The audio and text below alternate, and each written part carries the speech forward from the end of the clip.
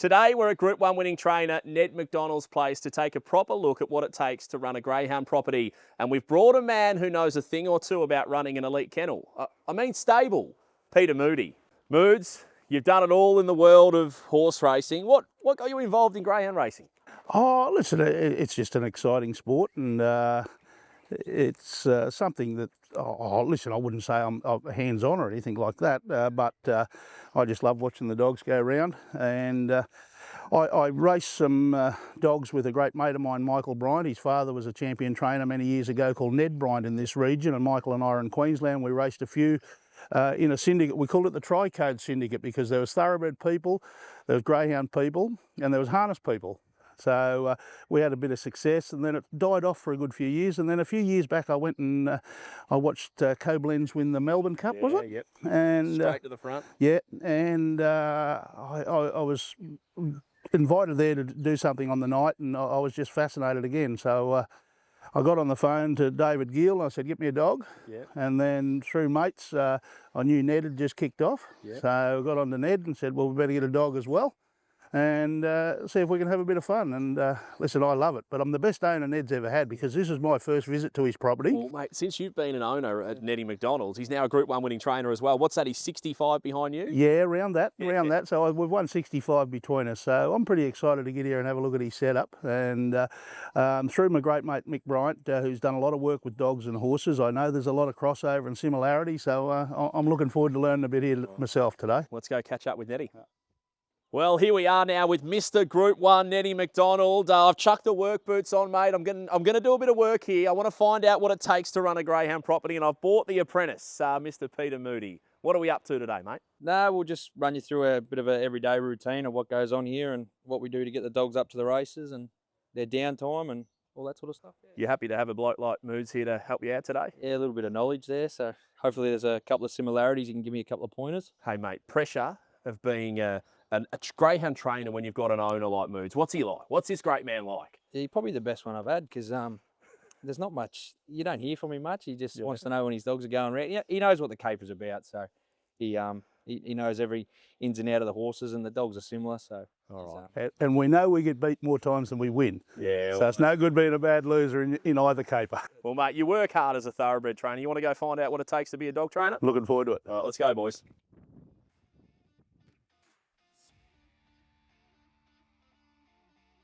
All right, Neddy, so this is pretty vital to being a key greyhound trainer, is getting some form of exercise into him. As we can see, Moody's just sort of standing there and the dog's excited. Is this regular occurrence? No, this is just, I think the biggest thing in this is you got to keep the animal happy. So going out here, we can have a little jog around if he wants. You can roll around.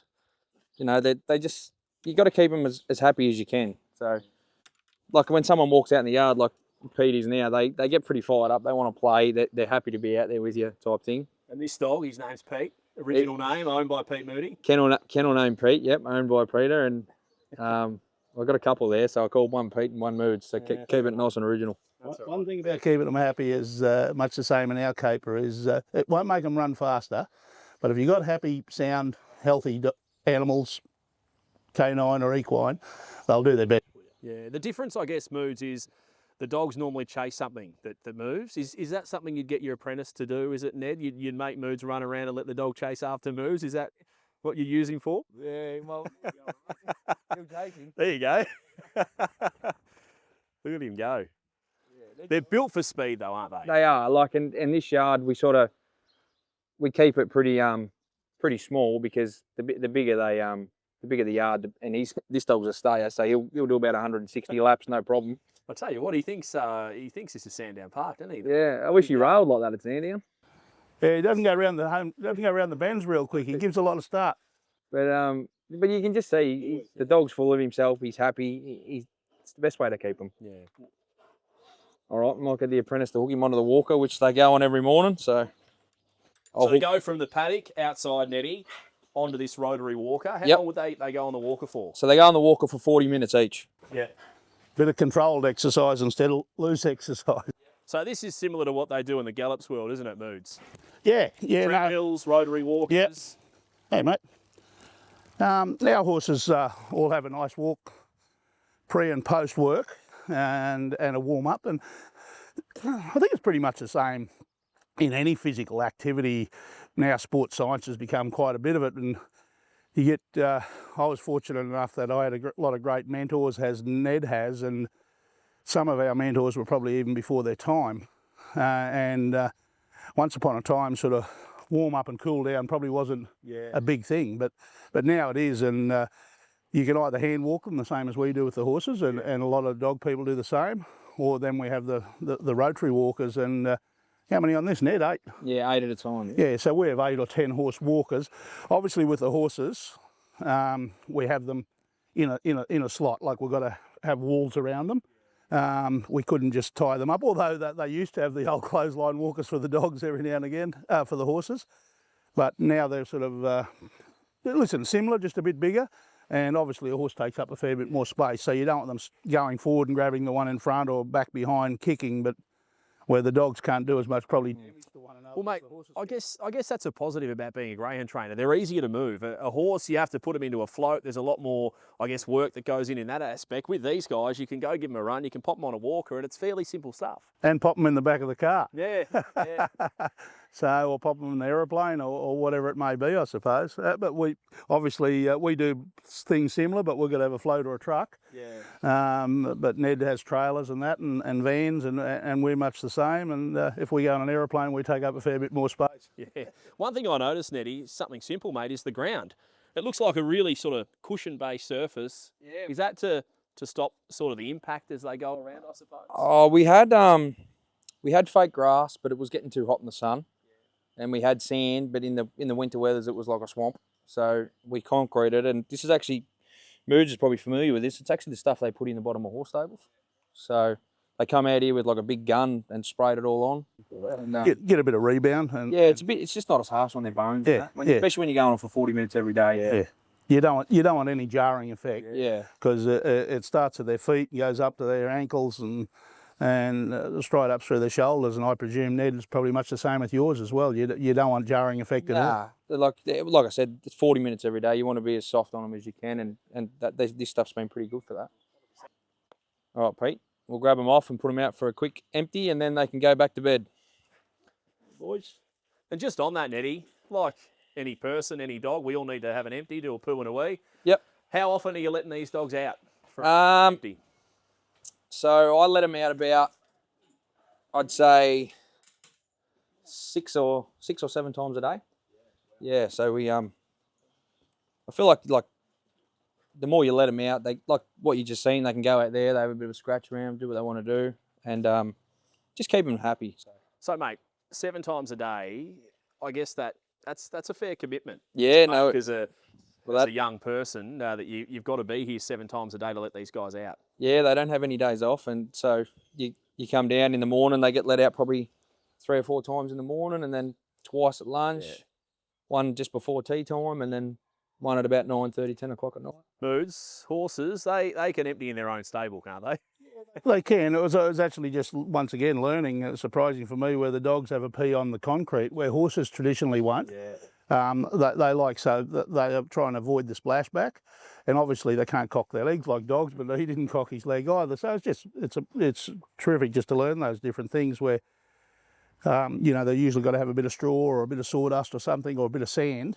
If they're on hard concrete, traditionally they won't unless they're dead set bursting. So, they relieve themselves in the stables, and then we muck them out 2 or 3 times a day to keep them clean and dry, Well, to be honest, fellas, I never expected we'd spend this long talking about what we're talking about, but there you go. It's all part of the process, though, of training. Like, I think people from the outside wouldn't realise how much goes into being just available to your dogs, tending to their needs. Yeah, well, they don't have anyone else to do it, so once you put your hand up, you're virtually in charge of them for as long as they're here. Yeah. And the other thing you do, you learn of what comes out of them as well.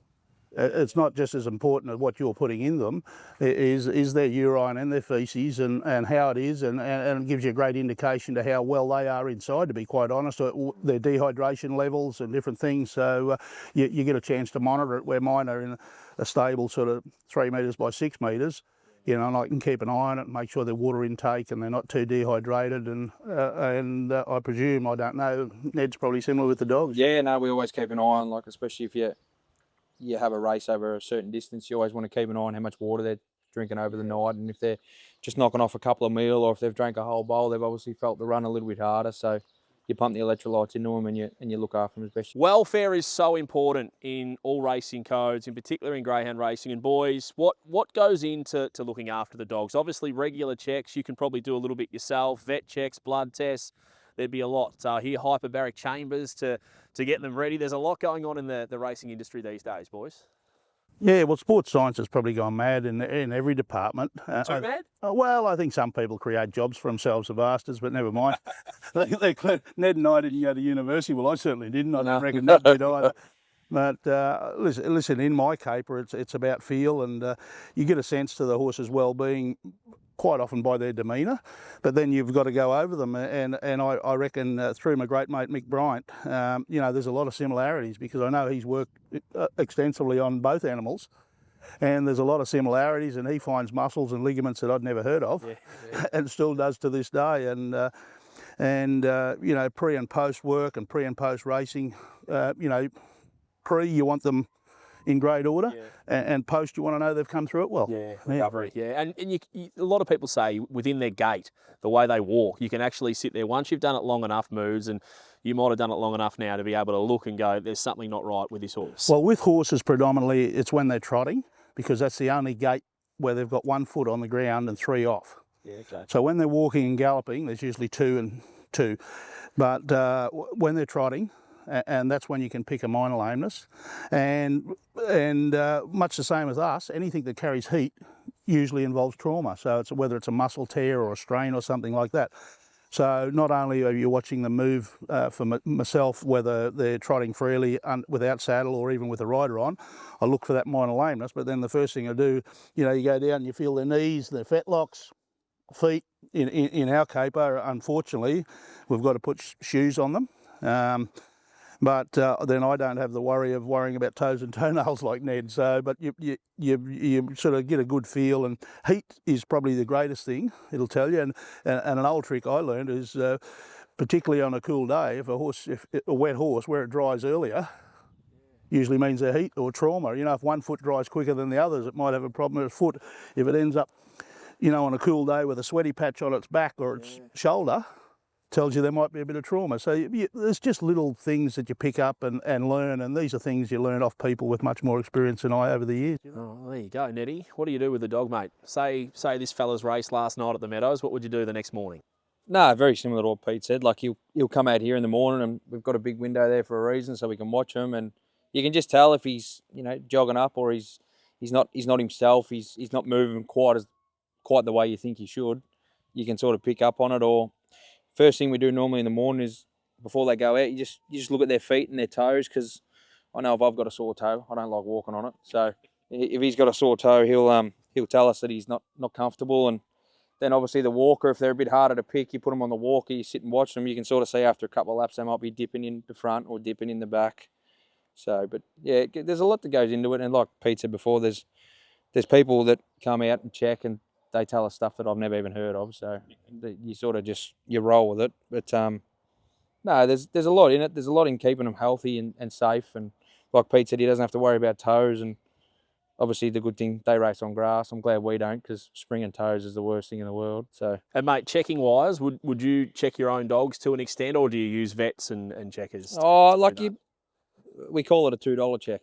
You sort of you run your hands over it yourself, and you do. Give us a demo of what you do. Oh no, I just literally would go down the front and pick up his feet, look at all his toes, make sure no split webbings, nails aren't cracked, no fluid in a stopper, and same as what Mood said, you feel for heat. If you go down that wrist and you feel heat, you're like, oh, there's something in there that's aggravating him. And same as the hocks, but $2 check, you normally just go to the main 4 or 5 parts, and then you obviously have vets and musclemen that come out, and they can like go through a bit more and dive into the stuff that I don't really know about. So, and then be guided off what they say. Everyone's favourite part of the day, I think, is preparing a nice meal to tuck into, and that's no different as a greyhound trainer. Neddy Mac, we've got the apprentice here who's going to put together a nice little meal, nutritional for the greyhounds. What do we look at feeding?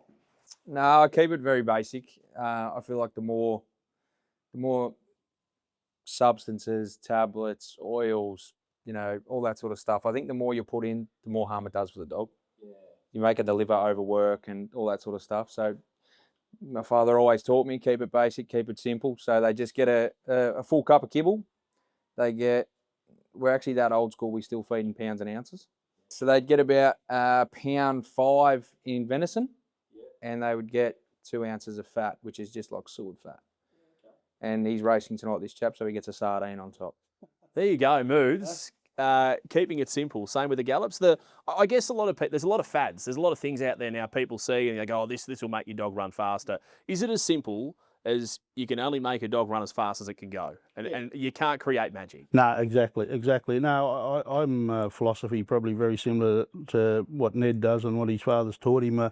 Where oats and corn are the base of our feed, and we feed an additive feed, probably a bit like the kibble that has your minerals and supplements that you want. So you're not adding powders and liquids a hell of a lot, and then we have to feed a fair bit of roughage as well with the horses, so they've always got chaffs and hays available to them. So ad lib, unless they're a dead set pig, unless they eat like you and I by the looks of it. Well, I reckon Ned looks a bit trimmer, so he might be on more of the greyhound diet than you and I. But simplicity, we quite often, and Ned would probably agree, but I don't want to put words in his mouth, we try and complicate something that's not. Keep it simple, you know, and it's the same with the humans and that. You know, if you know, physical fitness, health and well-being is common sense. I drink beer and smoke cigarettes, so I'm a bad example. But people that exercise regularly, eat sensibly, don't fill yourself full of unnatural products. Like, you're better off eating the fat on your rump steak than you are covering something in bloody oil or having margarine or something like that if you need fats in your system. And you need to exercise, and it is common sense, and keep it simple. And the simpler you keep it, the less chance there is of something going wrong. And to me, just watching what Ned does here, that's what he does, and I think it works. You know? Well, I noticed just behind me, Neddy, we've got some eggs. Are they for the dogs, or are they for bacon and eggs in the morning for you and the crew, you and the apprentice? It depends how many we get. If there's a heap of eggs one morning, I think I'll crack 1 or 2 on a dog dinner just to change up the taste. But no, we normally eat a fair few ourselves. I hear a lot of people say the natural products are the key with greyhounds, like bananas, eggs, things like that. Is that something you'd look at feeding, or is it just simply what you've got there? Well, personally, I don't feed any of that sort of stuff. Like for breakfast, they get a 4x2 biscuit. And then their dinner, they get a kibble, which you buy a bag of kibble, it tells you it's got minerals, it's got this, it's got that in it. So if you got that in your kibble, why are you putting more in? Yeah. And then your meat, like, it's red meat. You can't beat it. It's the best thing for them. They're carnivores, like they need red meat. And then the fat is just a factor. If they've had a hard run, the fat just helps get them up over the line type thing. And then, yeah, I just give a sardine. That's like a cherry on top. The one sardine. That's the key to Group 1. Will you give the horse a sardine or not? I don't know if I could get the horses in the sardine, but my horses will eat eggs. Do they? Bad example, black caviar. Yeah. And I go back to my old mate Mick Bryant. She used to have a lot of soft tissue injuries and muscle tears, and he was a great believer in the lining of the egg was terrific for muscle repair. So she used to have 2 or 3 eggs each meal, and nothing flash. They weren't poached or fried or anything like that. It was just pop them on the feed, squeeze them, and leave it there. And she used to love them. And it's a little bit like every now and again Ned gives a sardine. I know I don't, but my staff turn up with some carrots and apples, and you get the odd horse, like 9 out of 10 might turn the head, but then one will want to eat everything, and just says something a little bit different. Yeah, there you go. Interesting. Oh, we're all learning, aren't we? Yeah, well. You got to put your hand in there, Moods, and you got to shake it around. No. Stir it around. I can see what's in there, so. All right, fellas, I think I've worked out the key to being a Group 1 winning trainer. I haven't got there yet, but I endeavour to do that one day. Hard work. Are you surprised with what goes into greyhound training here, Moods?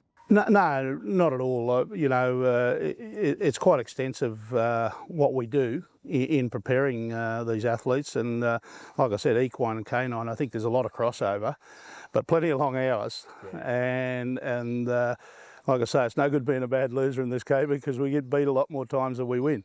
But I think it's the satisfaction you get, even with a moderately performed dog or horse. You try, if you can achieve what their capabilities allow them to do, you feel job done. Yeah. even if it's then got to get a new postcode and go to a different jurisdiction. We've got to be realistic. We're in the mecca of greyhound racing and thoroughbred racing here in Victoria. Yeah. So a lot of my horses aren't good enough to perform here. But I think it's a challenge to try and get them to perform to their peak. And then if they've got to move on, so be it. Well, you've had some success, some great success with horses that you've been able to get to that next level. Our man Nettie did that last week with a dog called Accredited, mate. That must have been a great thrill, just to tick that box as a Group 1 winning trainer. What was it like? Oh, no, it was good. It was, yeah, it's what we do it for, you know. I've said it all along, it's hard to win any type of race, and if you can win a big one, it's just rewarding and humbling. Fire in the belly after winning one to win another? Yeah, Does it grow? Does it grow, Moody? Oh, yeah. What we worked out 66 Group 1 wins between us. Yeah. Is that right? I'll carry most of the load with the big one. Yeah, I'm 0. Yeah. How many are you? Just to clarify. I've got no doubt. It's actually, and I think Ned will learn it as it goes on, it's, you know, you get probably more pride when you're on your own and you take it in, you sit down and watch a replay and have a beer and kick back and think, yeah. But then you try and learn off it too. So listen, and you'll look back on it. So now, what did I do to get there and prepare that, and how can I repeat it? Because it's a drug, it's an adrenaline rush. And I wasn't fortunate enough to be there with Ned at the Meadows, but you know, I know myself. I probably keep my emotions in check then and there, but then I go home and no one's around, I'll run around the house. And well, Nettie, it's a little bit different in the dogs because Ned handles, puts the dog in, you do that side of the race. What did you actually feel through the first Group 1 win? No, I've made it very clear. I look like a jockey behind the boxes because when he was coming back past the 600 boxes, I knew like he was 10 lengths in. Yeah, I was just like, I actually pulled the big windmill out and give the box a bit of a slap, and I said, you know, home you go, boy. And I've seen a little bit of footage moves of you with Catherine Coleman winning the first Group 1 with her, Ole Dancer. They're about 100 metres out. You know that you're home. The cigarette goes from one hand to the other so that you can give Kath a hug after the race. It must be a nice feeling. Oh, well, listen, I get more joy. Don't get me wrong. It's not that I don't enjoy it anymore, but I get more joy for the younger people that are around me and my family, Sarah and the girls, and Catherine and her team at home. And I've sort of lived that, you know, I've been to the pinnacle. Like, how am I ever going to replicate Black Caviar? Yeah. So I've been to the pinnacle. So I get more joy for the people around me these days than I probably do myself. But like I say, when I'm on my own, I still think, still got it. Just on that, Black Caviar, the pressure of training a horse like that, what was that like? Well, it's a little bit unique because you don't get to enjoy it because of the expectation external to the people around you. You know, and you always know in Australia we have this, you know, we love our champions, but we always root for the underdog. And I always knew that I was like the footy coach. If she ever got beat, I was going to be the bastard that got kicked to the curb and things like that. So, and Luke Nolan was the same. You know, people used to think Luke was being cocky when he used to ease her down on the line. It was about giving her every possible chance to get to the races again, because as Ned will learn, as he no doubt will train better dogs than Accredited and great dogs, I would imagine, in time, with his pedigree in this sport, the great ones try that hard. They're more susceptible to hurting themselves. The average ones, listen, they'll go about their business, but they never strain. So they're pushing as hard. Exactly. Yeah. Where the great ones, they've got an unbelievable pain threshold. They attempt to run through it and usually hurt themselves. And that was Black Caviar. So every time she raced, we used to sort of, Luke and I were thinking, you know, we want to do this as easy as possible because the easier she can do it, the greater chance we are getting her to the races again. So, and I reckon Ned will get that feeling himself when he gets to train some great dogs as he gets further into his career. But, you know, the slow ones, as an old saying, you won't kill a slow bastard with an axe, but a good one will break its leg on a matchstick. Yeah, well, it's a great insight though, isn't it? Today's been all about learning how to train, how to rehab, how to make sure they're sound for racing, and even that, just protecting Black Caviar. You don't have to win by 6, you can win by 2, and then she's more likely to bounce back. Hey boys, it's been great to come to your property, Nettie, have the apprentice here today. Is there anything else you want to get him to do before we bugger off? Maybe clean up some... No, he's lucky. He's lucky. It's all been cleaned up around this morning, so he's got off the hook. Well. He's got off the hook. Always polish up when the media comes. Well, mate, thank you. I've got a few on you. Yeah. But looking forward to the day you join me. Yeah, well. I'll join you soon, Moons. Don't worry about that, brother. Well done, Eddie.